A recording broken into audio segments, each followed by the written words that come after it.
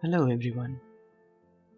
Today I'm going to introduce you with one application named Process Watchdog Bot. It helps you to monitor the status of a remote running process from your desktop or your smartphone that has got Telegram installed in it, because it uses the Telegram bot facility to communicate between the remote computer and the local computer or mobile that you are using. So make sure you have Telegram installed and you have got hands on this small lightweight 3.67 MB program. And for the purpose of demonstrating, I'm going to use one dummy application that will serve as the target program that I want to monitor.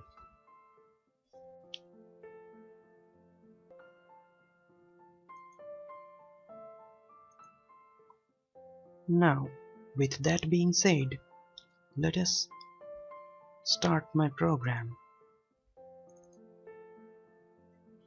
Well, initially this disclaimer is being shown, where standard procedure: if you don't accept, the program will exit and you must click on this to start the application. Well, some administrator access being asked for internal app handling admin access. Okay, I understand that. And the publisher, it's verified. It may show not verified in your computer, but for that purpose you will have to install the certificate from this publisher, which is available if you contact them. Let me allow this. Well, trial started 5 days. Please apply for free registration before it's over to continue using. Yeah, I understand that. So this is the main interface of the program. Here under options you will find this register and about, and I'll stick to that. I'll return it to it later on. On the very first panel, here you can see one empty section where you can type in anything you want, but eventually you are going to set it to one Telegram bot ID if you have got one. If you don't, then you can use the default one, but the problem is that it doesn't stay online all the time. So I would recommend you to get one for yourself, and when you create one, you get the ID, you paste it here and set it as a bot key. And that is different procedure. If you need tutorial on it, you can search online. There are 100 videos out there. Now coming to the lower panel, it's the server section of this program that creates a local server which the target application is going to communicate with, which eventually is this program that I'm going to use. You first need to set up this IP address and port number, then start it, and then you can connect with this one. Let me set that thing.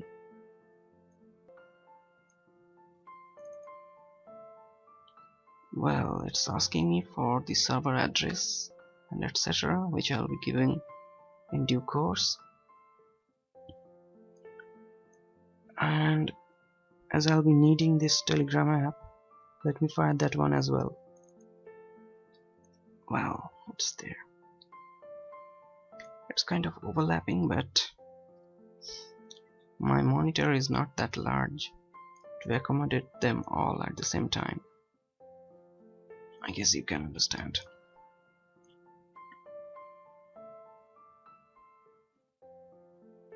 Anyways, there is no way I can accommodate them all at the same time.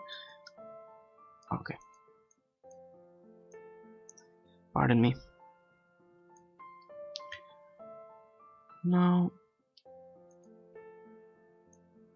I'm just trying to connect with it before starting this one, which is not recommended at all, but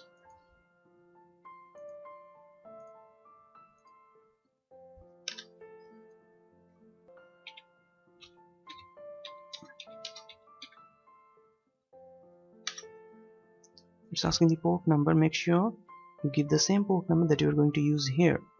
I'll stick to 850, so I'll be giving the same thing here, 850, and hit enter. Immediately start local. Or you could have started it before and then you could have tried to connect it, and then the result would have been the same.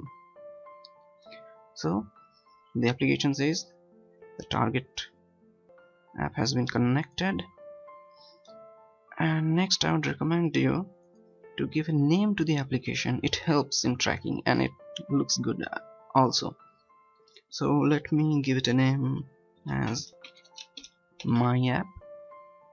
You can give any meaningful name or the real name maybe. I'm using a dummy app, so I'm giving this thing. Now, that being said, whenever, okay, I'll come to that thing later. All these three things I'll come to them later. Here the connected source and this port number of this particular application is also being displayed, which is not of much use. Anyway, here maximum number of recipient, the number of connected clients which will come here, and the maximum number that you are going to allow, you can control it via this panel. Now what I'm going to do, I'm going to connect or start watching this application status. To do that, I shall need to click on this button. Now it has started.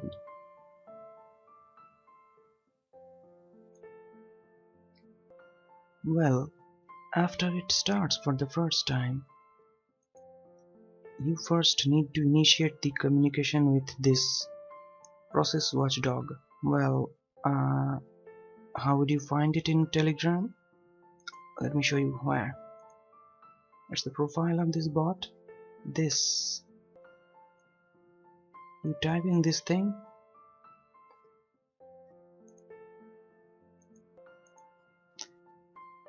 And voila, you will get it. So the first thing that you need to do, for the first time you will see the start button here, not this thing. However, I have communicated with this bot several times during testing, hence that particular button is not available for me. But you will see the start button. You tap on that and you will get the same effect as I'm going to do it manually by pressing this.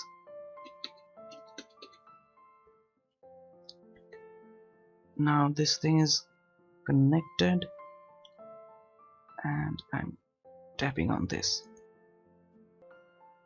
Okay, you can see my name, I've subscribed, and in the client panel my name is also available, and look what welcome message it has sent me. I'm a process watchdog bot and this that. So the currently assigned process name, my app. You can see if you leave it blank, then a weird looking thing will happen, so I recommended to put this thing. Whatever you write there will be reflected here. It has no connection or meaning of what the actual process is, so utilize it accordingly. And whenever any incident happens, it says me to update me. It says that it will update me, but let's see what it has got to update. If I tap on report, You see, no report yet because this main application hasn't sent any report. So let's send some message like hi message by MSG, our first message, so MSG1, and let's hit enter. It has been sent, and in return this particular program sends back 1. It's its internal reason, maybe something, but this 1 means it has been sent successfully and the server acknowledged it. Now, although 1 has come or some message has come, it is not being reflected here, or neither that has been sent over here. Let me tap on report again. Okay, the same message you see there, it has come here, and the same thing has been updated here as well. In case multiple clients were connected using this start command, then also the same thing would have happened. The same message would have been sent to all the clients in this list. However, I don't have so many fake or real, whatever you guess, type of account, so I cannot test that yet. You can do it yourself if you have access to them. Now, instances may happen that you don't like to tap on this report button over and over again. So in that case, you may ask the user of this program to report cleverly. What it does, let me show you in action. I change the setting to report cleverly, and now I type in a new message and let it be message 2, and let me hit enter. You see, whenever any fresh new message comes to this program, it automatically sends it to the main application or the bot. Now, if you send back the same message again, it's not going to report. You change the message, so whenever any updated message comes, it cleverly reports that to the user. Isn't it interesting? And as it was automated, you can see the auto thing typed in here, because no one tapped on this report button, but report was sent automatically, so auto. Anyways, you can figure out these complicated or intricate details of this program by yourself. And remember one thing, after you tap on or select this option and a new message arrives, there will be no message pumped in between that time, so that if it so happens that one new message, like say I set it to this thing and I send a new message, you see nothing was sent there. Now if I switch to this option, that particular message, hi msh3, will not be sent here, because when it was selected, the message that was in stack is not changed since then, so that message will not be sent. So keep that in mind and enjoy. And now let me come to the third option, this auto report. It may so happen that you want maybe the same message, but due to some reason you want it at a regular interval.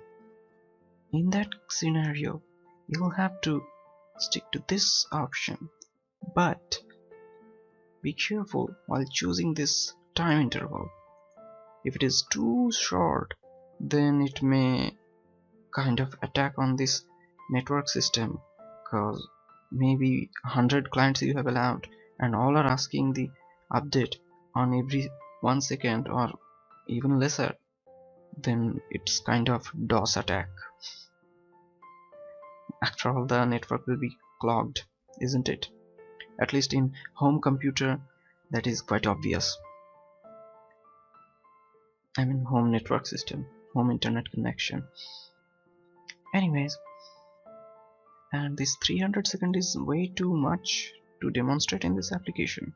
So what I'm gonna do, I'm going to change it to say 10 second, but after this server has, or the watchdog has started, this is not changeable, so I'll have to stop this thing, and you will see another beauty as promised in this section.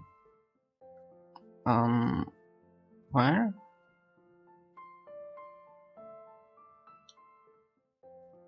Okay.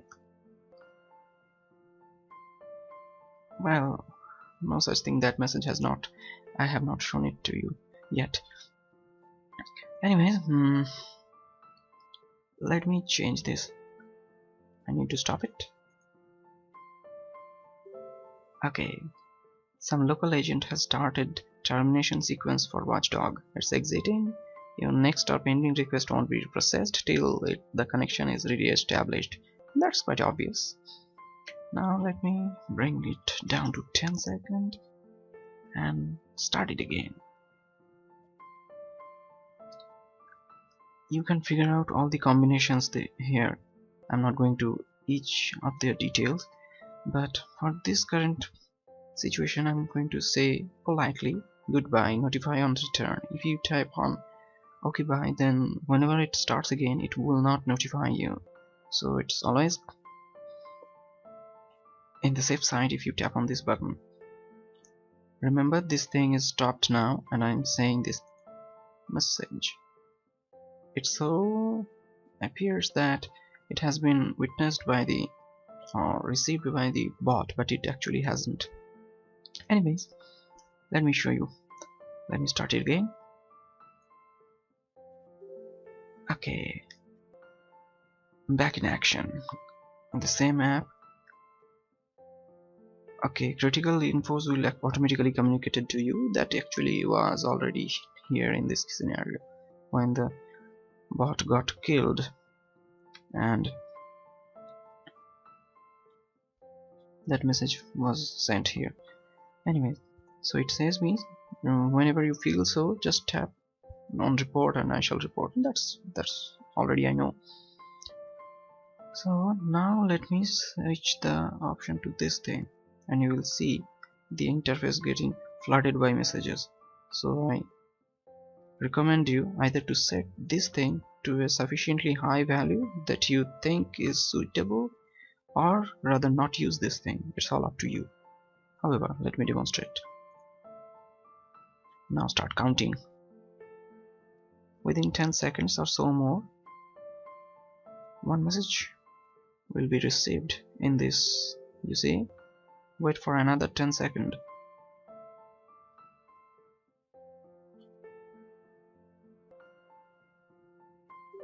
And this will continue. I should not be wasting your time, so I'm just stopping this to report or request only now. And remember one thing, meanwhile during this period of sending the same message repeatedly, if that new message, any new message appears here, then that new message will also be pumped here in case of the previous, instead of the previous one. Okay, that would be more or less all that I wanted to show.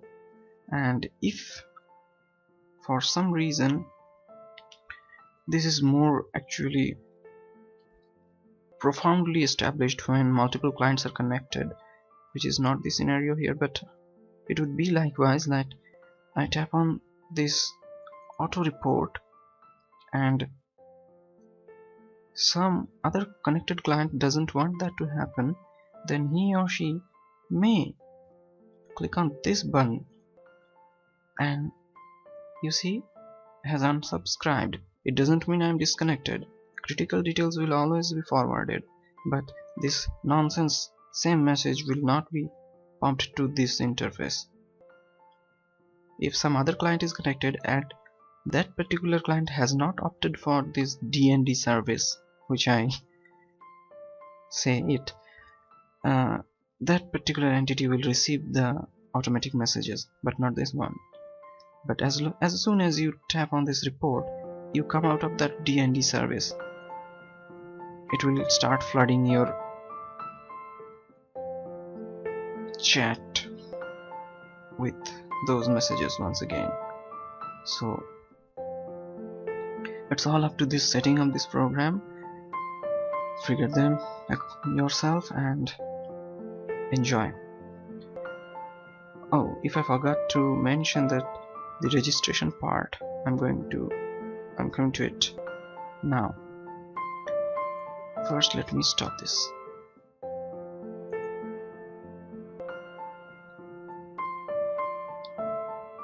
Oh, before I flip to the registration part, let me show you, if due to some reason this particular client gets disconnected, then what happens?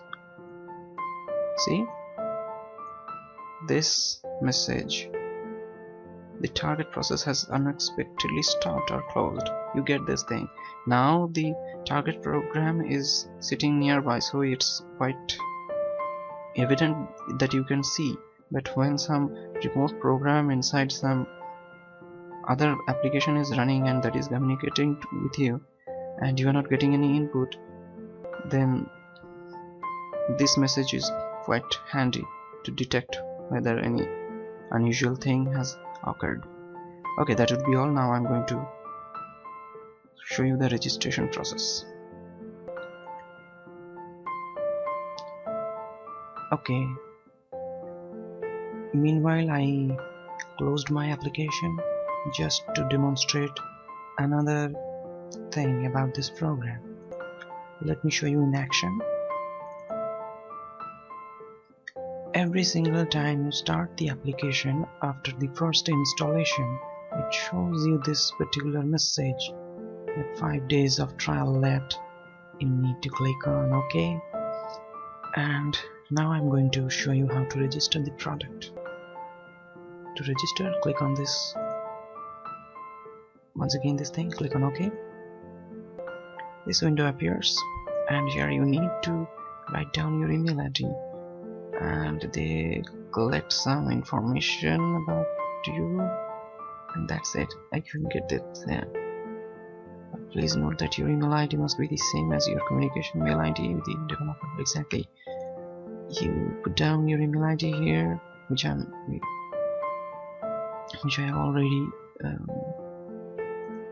available here, a fake one, obviously. Just a copy and paste, and click on Save Block ID.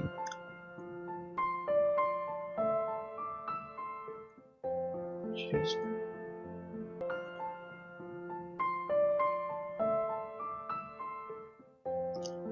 now you need to send that particular file, which is this one, just already saved. You need to send it to the developer, and developer will send you back the license file, which I have already done.